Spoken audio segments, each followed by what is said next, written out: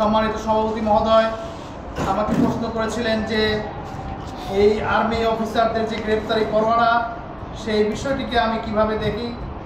এছাড়াও নির্বাচন নিয়ে যে দোলাচাল শুরু হয়েছে, আপনারা জানেন যে একটি দল নির্বাচনকে বানচাল করার জন্য বিভিন্ন নন ইস্যুকে ইস্যু করতেছে।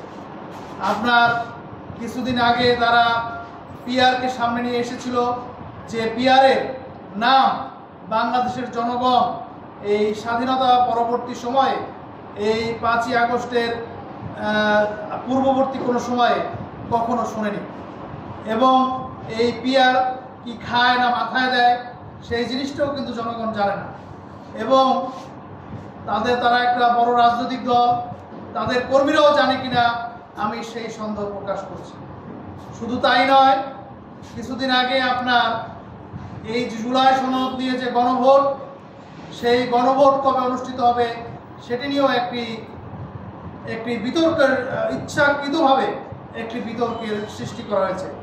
আপনারা জানেন যে বাংলাদেশের মতো একটি রাষ্ট্রে একটা নির্বাচন কত ব্যয়বহুল, যেখানে আমরা একটি অবাধ সুষ্ঠু নিরপেক্ষ জাতীয় নির্বাচনের জন্য সারা জাতি অপেক্ষা করছে।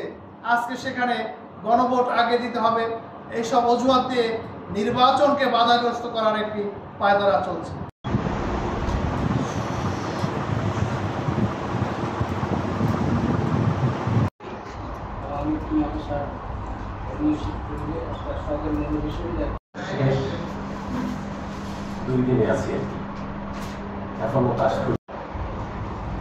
সাংবাদিকদের মধ্যে আমি আসিফ আলী আমাদের সময় আসসালাতু ওয়াসসালামু আলাইকা ইয়া সাইয়্যিদুল মুরসালিন ওয়া আলা আলিহি ওয়া সাহবিহি।